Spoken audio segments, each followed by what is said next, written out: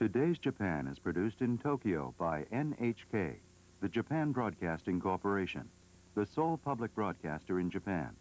It is seen each weeknight throughout Japan. NHK is solely responsible for its content. WGBH Boston is coordinating U.S. broadcast of this program so American viewers can watch news programs from other parts of the world. Today's Japan is made possible by NEC, a major producer in the field of computer and communications technology.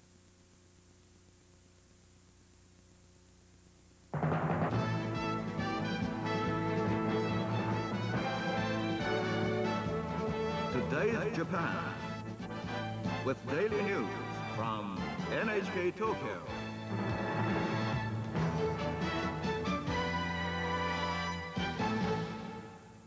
Good evening, it's Friday, June 30th. I'm Karuna Shinsho with Today's Japan, coming to you from the studios of NHK Tokyo.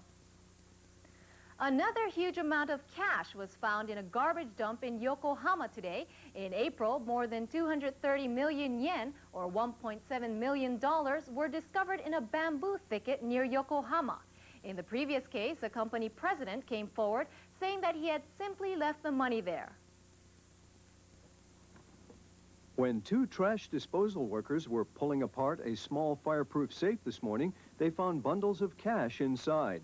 They reported to the police, and the police found that most of the money was in older 10,000 yen banknotes worth 170 million yen, about 1.2 million US dollars. The safe was brought in yesterday, and the worker who brought it in says he contacted several trash collectors yesterday, but he says he's not sure if the safe was in the collected trash or not. The police say the older type of 10,000 yen note has not been printed since November 1984. The bundles of cash found today were bound with paper bands belonging to various banks and were dated from 1965 to 1975. Cabinet ministers concerned with the environment agreed at a meeting today on a 6-point policy for the conservation of the global environment. The meeting was held before the economic summit meeting of 7 industrial nations in Paris next month. The 6-point policy calls for an international treaty to reduce factors which result in the so-called greenhouse effect. It stresses that Japan will continue to participate in a global effort for this purpose. It proposes that the environment should be monitored by satellite, and it calls for more observation and research. It also calls for more research and development of alternatives to chlorofluorocarbons, substances now known to be harmful to the Earth's ozone layer. Prime Minister Sosuke Uno said that the environment will be an important item on the agenda at the Paris summit. He said that an international conference on this problem will be held in Tokyo in September. Uno said that Japan should take the initiative on this matter because of its great economic and technological capability. The screening by the Ministry of Education of textbooks for use in junior and senior high schools next school year is now over, and it's been revealed that the ministry asked for changes in descriptions of Japanese companies operating overseas and of atom bombs. One textbook explains about a Japanese electronics plant in an Asian country and says that cheaper female workers are employed. The ministry complained about this particular passage because it termed it inappropriate from the point of view of international cooperation. The passage was changed to say that Japanese companies are operating in various parts of Asia and helping to increase employment. In another textbook, a phrase about the atom bomb was cut. It said that atom bombs were dropped on Hiroshima and Nagasaki by the U.S. forces. Here, by the U.S. forces was deleted. There were other small changes. For example, the price of goods in Japan is abnormally higher than in other countries was changed to rather high. Authors and editors say that they see a strong tendency to change parts of textbooks which are critical of the government or businessmen. Eiji Suzuki, the chairman of the Japan Federation of Employers Associations, says that many companies are ignoring the gentleman's agreement on recruiting college graduates. The agreement calls on companies to wait until August 20 before contacting or contracting college students graduating next March for employment. More than 300 leading companies have promised to keep this agreement. Suzuki said that if violations continue, the agreement may collapse. Suzuki was speaking today at a hastily called meeting of personnel officers from 17 leading companies. Suzuki said that any failure to abide by the agreement could even raise questions about corporate ethics. And now 2 items of court news. First, a hearing was held in the Supreme Court today on foreign residents who refused to be fingerprinted. The case is about 2 South Korean residents of Japan, Choi Chang-hwa and his daughter. Lower courts ruled that they violated the foreign residence registration law when they refused to be fingerprinted in 1980 and 1981. Both the district court and the high court sentenced them to 10,000 yen, or about $70 fines. The case is now before the Supreme Court, and the prosecution said that the case should be dismissed because of the amnesty granted on the occasion of the death of the Emperor Showa. The defendants are refusing the amnesty and demanding a verdict of not guilty. 33 people had been eligible for amnesty in fingerprinting cases. The cases against 18 of them have been dismissed. People suffering from B-type hepatitis have filed damage suits against the state in the Sapporo District Court in Hokkaido. The patients say that the state is responsible for their disease, and they're demanding compensation of 50 million yen, or nearly $360,000. The plaintiffs say they contracted the disease because doctors were not instructed to use a new syringe for each patient. The patients say their disease resulted from syringes used for inoculations when they were babies. In 1958, the Health and Welfare Ministry made it mandatory to use a new needle for each patient. The plaintiffs say that it was well known in Europe and the United States even before the Second World War that people could contract hepatitis unless a new syringe, not just a new needle, were used for each person. They say that it was not until January 1988 that the ministry told doctors to use a new syringe for each patient. This is the first time that people suffering from hepatitis have filed such a suit. Coming up in our next segment is a story about a huge wooden dome.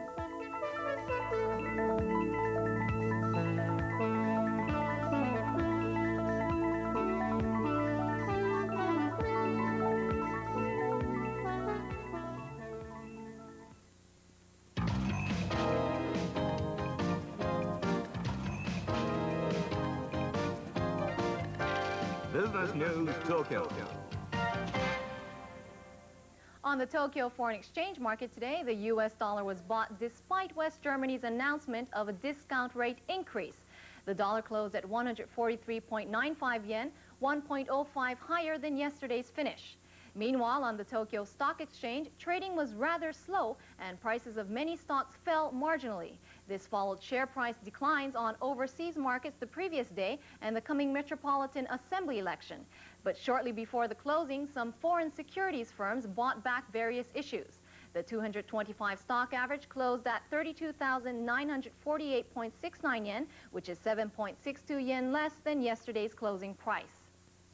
In Japan, it's the summer bonus season, and government workers all over the country received an average of about 500,000 yen, or 3,700 US dollars today, 3.7% more than last year. About 4,500,000 government workers received their bonus today. The presidents of Tokyo and Kyoto National Universities received the biggest bonuses for administrative workers. 2,060,000 yen, or $14,700 each. Among non-administrative workers, the head of the Supreme Court received the most, 3,500,000 yen, or $24,300.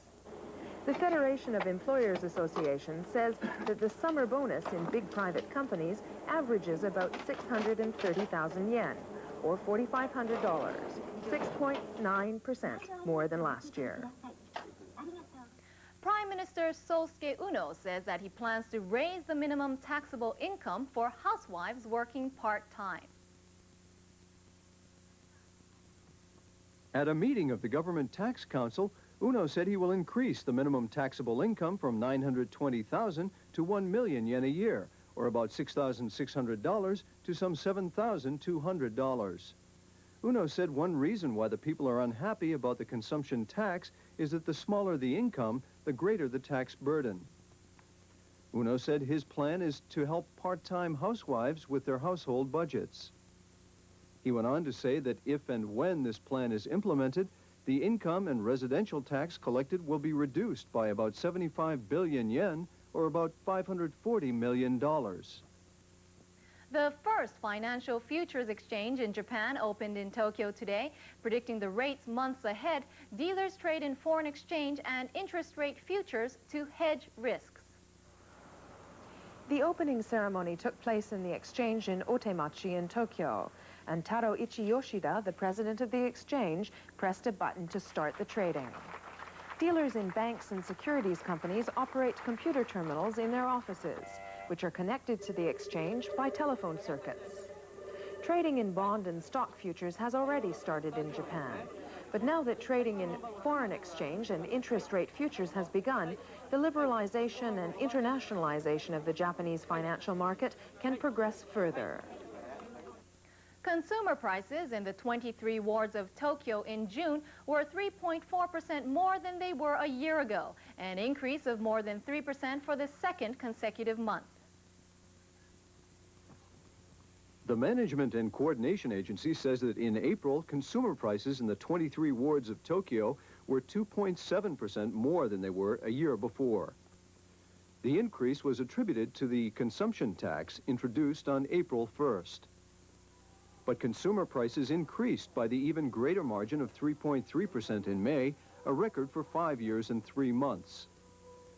The year-on-year increase was even greater in June because of increases in vegetables, rents, and restaurants. The Economic Planning Agency says that the consumption tax will not increase prices anymore. A big wooden dome, 15 meters high and 60 meters in diameter, is on show at the special exposition now on in the port city of Yokohama. We tried to find out how the construction of such a dome was made possible. The weight of wood used in this dome is 180 tons, a third the weight of a steel dome the same size. Therefore, a wooden dome can be built on weak ground. The dome is made quite simply by connecting standard pieces of wood together with nuts and bolts, so it only takes a month to build the frame. The strength of the dome depends on big pillars, 12 meters long, 72 centimeters thick, and 13 centimeters wide. Each one of them was not made from a single tree, it's plywood, made of 19 layers of thin, short plates glued together. This sort of plywood is stronger than ordinary wood. Let's see just how strong it is. First, let's test the strength of ordinary wood. Weights are placed on top of the wood. When 2 tons act on the ordinary wood, it breaks into 2. But with plywood, look what happens. It can bear the 2-ton weight. Even when the weight is 3.5 tons, it still doesn't break. Plywood can bear 1.5 times to twice the weight that ordinary wood can bear. The strength of the wooden dome also lies in its structure.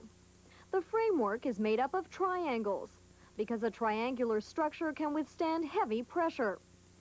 A wooden dome costs 10 or 20% more than a steel dome. However, it has many other good points.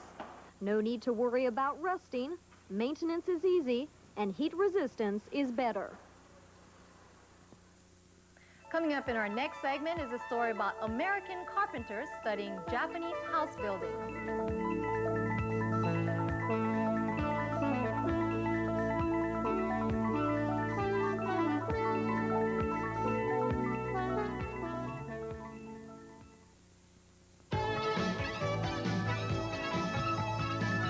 Today's Japan. Daily news from NHK Tokyo.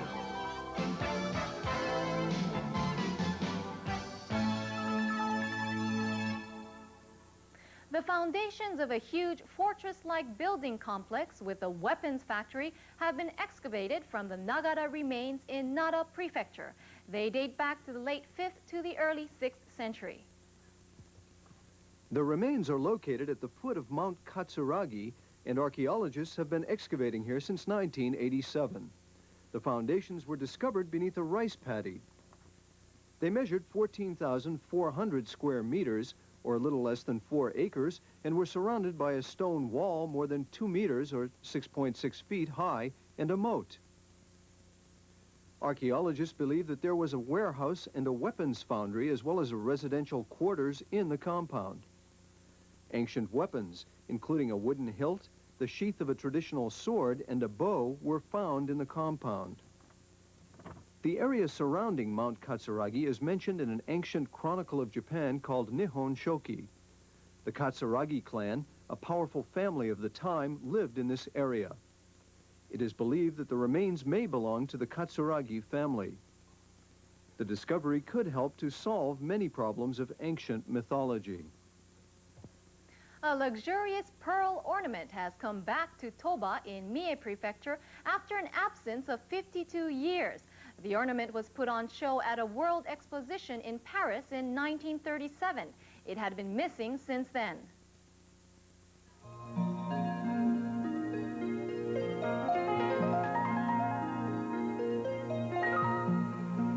The ornament, worn at the center of the kimono belt, was offered for display by Kokichi Mikimoto, the founder of Japan's pearl industry.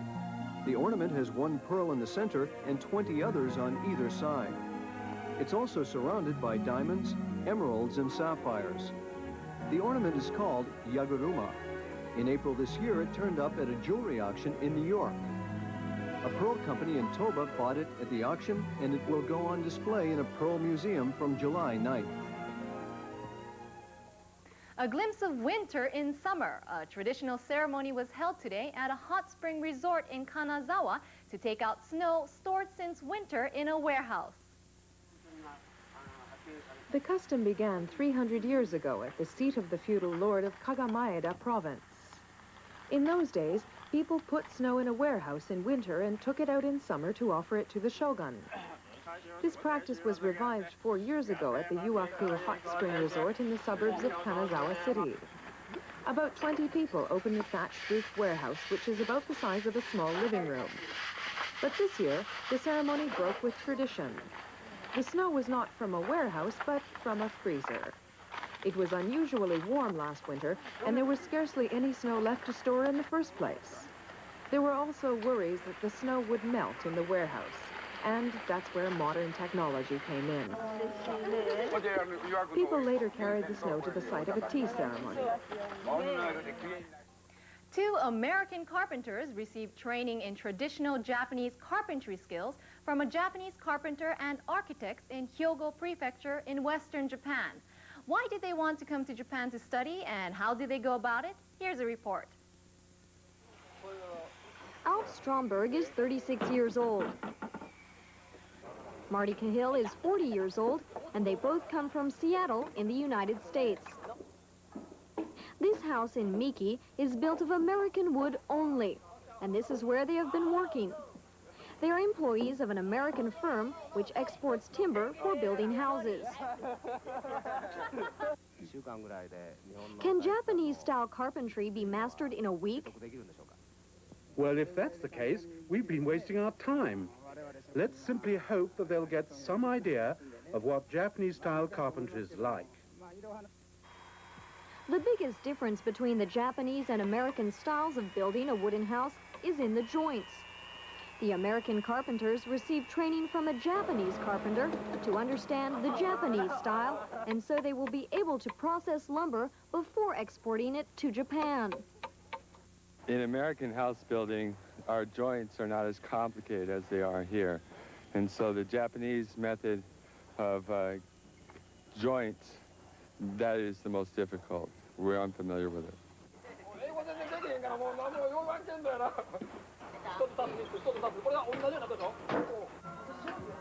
They were also helped by a group of women architects from Ashiya, near Kobe.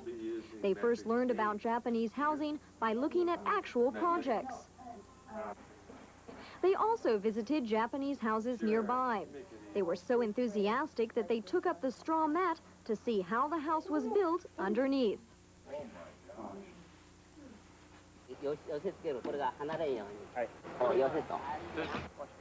When we get back to the United States, we will look into setting up a manufacturing facility to pre-cut the lumber to make it easier for Japanese carpenters, easier and faster.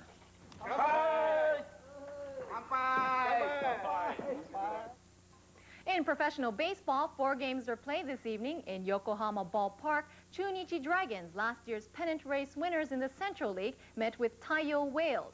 It was the 11th game between them this season. The Dragons have suffered 4 losses in a row recently. In the top of the 2nd inning, the Dragons had a chance to get a score with fully loaded bases and 2 outs. Toshikatsu Hikono is at bat.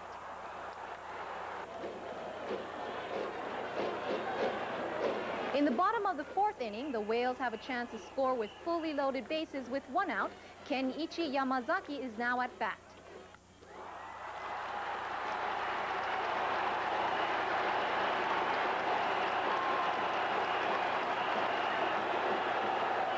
The Dragons countered well and defeated the Whales 6-2. Now let's look at the results of the games played this evening in the Central and Pacific League.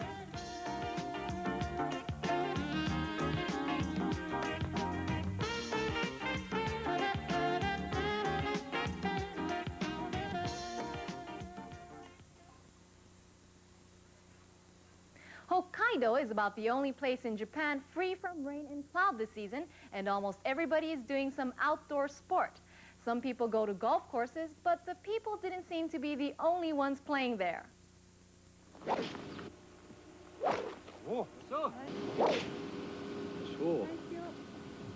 These cute little animals are foxes, and they too seem to be having fun with golf balls.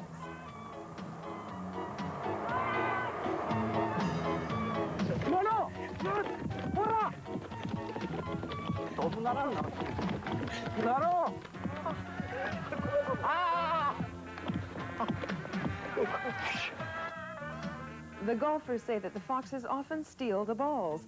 One golfer lost as many as 7 in a single day, and he believes that the foxes were responsible. Is there any kind they like especially? Oh, yeah, new ones. If they sold them, they could make a lot of money.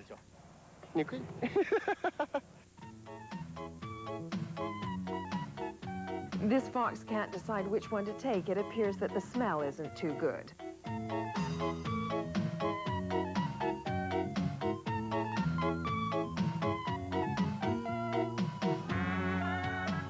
Oh, now he's made up his mind.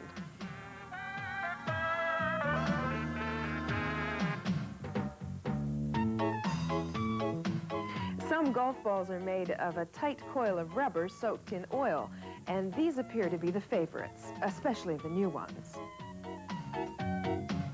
In spite of their losses, the golfers keep on playing, and so do the foxes.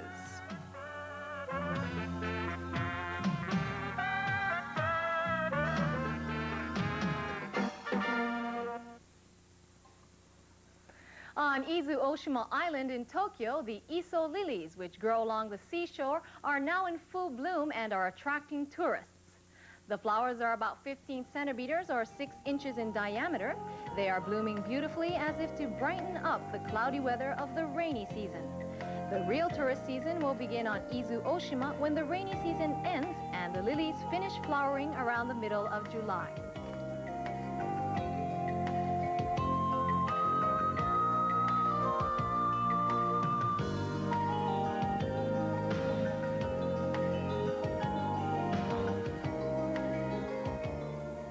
Now here's a Himawari satellite picture around Japan.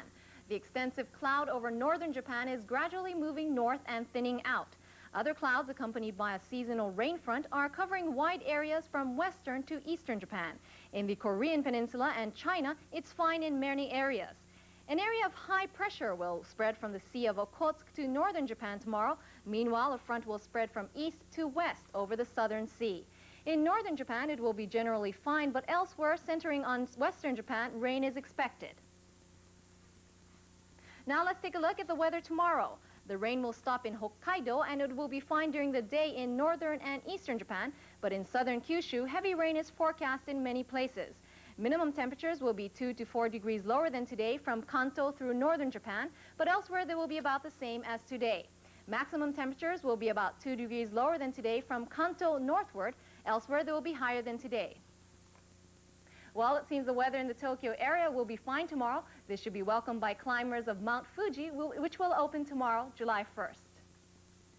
Well, that's all for this evening. Thank you for joining us. Today's Japan is a production of NHK Tokyo. I'm Karuna Shinsho. Have a good weekend.